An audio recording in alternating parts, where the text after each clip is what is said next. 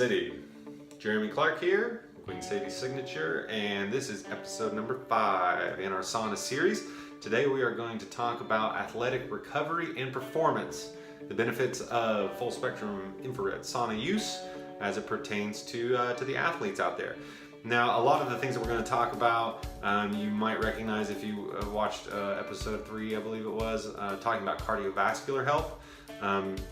A lot of the same words and phrases, benefits, are going to be used for different aspects of the sauna use, and that's because a lot of these effects that a sauna use have multiple benefits that spread across different aspects. But today we're going to talk about athletics. The thing about repeated or frequent sauna use is known in the athletic world as hypothermic conditioning. That's a term that was coined by Dr. Rhonda Patrick. If you're an athlete and you're interested in ways to sort of tweak your training and get a little added benefit, check out Dr. Rhonda Patrick, who has done a ton of research as it pertains to sauna use and some of the benefits. Health and athletic benefits of sauna use. So she is a huge resource. Foundmyfitness.com, I believe, is her website, and there's a ton of resources there. It's a little heavy on the science, but if you take it slow and break it down, there's a lot going on there that's really, really interesting and beneficial. But yeah, so she defined repeated or frequent sauna use as hypothermic conditioning, which is the acclimation to heat independent of aerobic physical activity. In other words, passive acclimation to heat. And this exposure to this heat, it creates hormesis. Hormesis is positive stress, which is to say, they say that which doesn't kill you makes you stronger.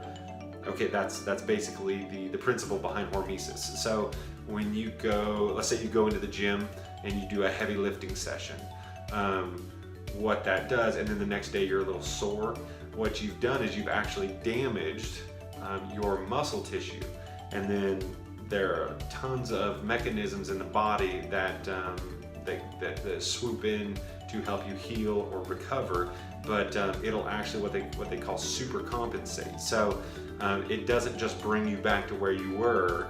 You have sent a signal to your body that it's just like, I was too weak for this. I've damaged my muscles, so your body will respond not only by repairing, but by building, so you'll be a little bit stronger for the next session, and a little bit stronger for the next session. Now, you get away from that stimulus, and then the opposite will happen. You don't need all of that metabolically expensive muscle, and so you'll slowly start to back off, and then so you'll go 3-4 months without training. You get back in the gym. In your mind, you're still going to lift the same amount, but your body isn't there anymore. And then all of a sudden you're doubly sore the next time. That's what that's about. So this hormesis, this positive stress, will actually help you to bring your body back stronger. This sauna use also has a tendency to boost the release of a bunch of anti-inflammatory compounds, things like adrenaline, noradrenaline, cortisol, and growth hormones, which are all anti-inflammatory. This reduced inflammation means faster muscle recovery, which means you're able to go, you're recovered faster, which means you're ready to go back at it sooner than you would otherwise. And it also has a tendency to boost human growth hormone, HGH. HGH made its way in the news. It's actually, unfortunately, pretty common in athletics. People taking it exogenously, injecting it into their bodies to get a lot of this muscle growth, muscle recovery, but they're not doing it naturally. So you're taking in this chemical from outside the body. So you're telling your body, you don't need to produce it, I've got plenty over here. So your body eventually will stop producing its own. And so long term, there are a lot of really bad results that come from taking these steroids. So it's really bad news. But there are ways that you can actually produce a lot of human growth hormone all naturally. infrared sauna use being one of them. Another one is big compound movements, big lifts, squats, deadlifts, things like that. That's why they say don't skip leg day. Those big muscle groups and these compound movements actually also help to boost human growth hormone. This HGH is crucial for muscle repair and recovery, but also that sends the signal to your body to build more muscle to protect against future damage, which is to say your next exercise session. These high levels of HGH, they actually boost muscle building, and the sauna is a way to passively boost your HGH levels. So not only does it help with the recovery side of it through the activation of heat shock proteins, which we'll come to in a minute, and this human growth hormone, but it actually will help to build muscle as you're sweating it out in the sauna. Another way to boost HGH is through occasional fasts, 18 to 24 hour or longer fast. When you get into long fasts, that's something you want to consult with a medical professional about. Obviously, I'm not here to advise on that, but it does have a lot of benefits if you're healthy and your body can handle that. So that's something you want to talk to your doctor about if you're reading into that. And there's a ton of research out there as it pertains to fasting.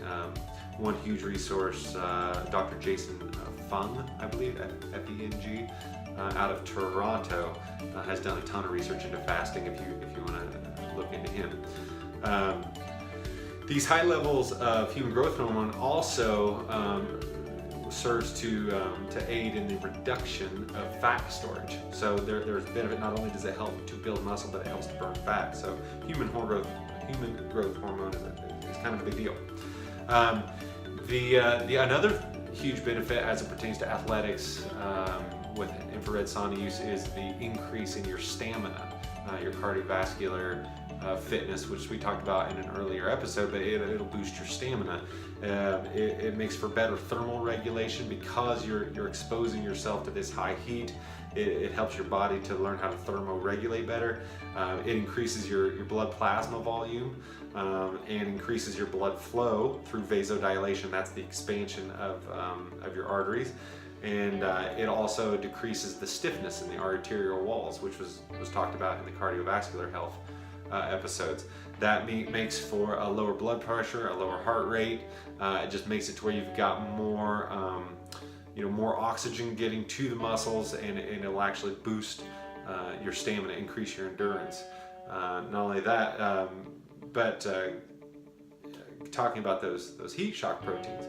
So heat shock proteins are these proteins that are activated a number of ways. A big way to activate heat shock proteins is through heat stress. Sauna use is one example, and these are proteins that scavenge for free radicals. Those are those rogue electrons that are poking holes in walls. It'll scavenge those, and it'll also repair damaged cells. As cells are damaged, they will lose their shape, and when they lose their shape, they lose their function.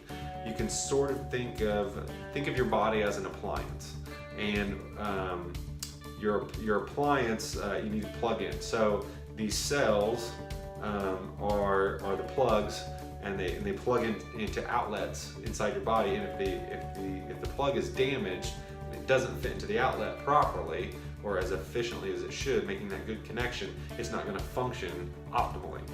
And so with a reduced function, you're going to have less recovery, less repair, more tendency toward injury, disease, things like that. So these heat shock proteins, not only do they clear out these free radicals, they also help to repair the cells back to their full shape and therefore their full function, which is huge.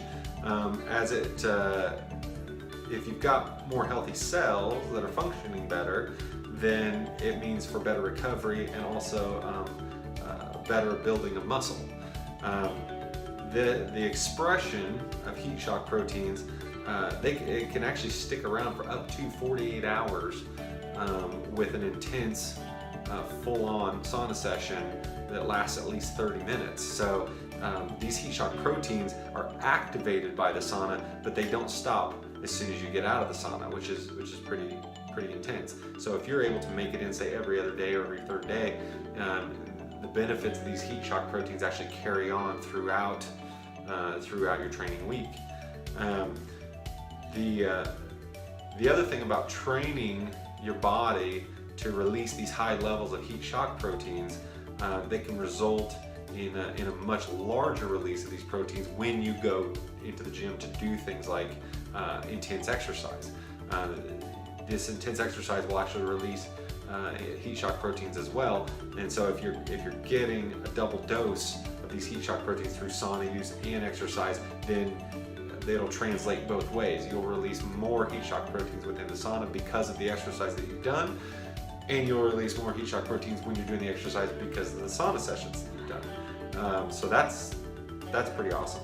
And then because of the role of these heat shock proteins, sort of hand in hand with the human growth hormone HGH, it will also result in a slower rate of muscle atrophy. So you send these muscle building signals through exercise, through sauna use, things like that, and it creates all of these chemical interactions inside your body, these heat shock proteins, the hormonal implications, insulin sensitivity, which will result in less fat storage, better glucose sensitivity, things like that. You have all these huge benefits, and then so if in the event that you do, say, get injured or something like that, your body won't catabolize or break down or you won't lose muscle as quickly because you have these chemicals floating around inside your body, telling it to repair, telling it to build. And so you've got these things going for you even when you're not in the gym. Say maybe you're incapacitated, something like that. So just a few of the huge athletic benefits that recovery and building that sauna use brings about, and so just want to kind of share those with you.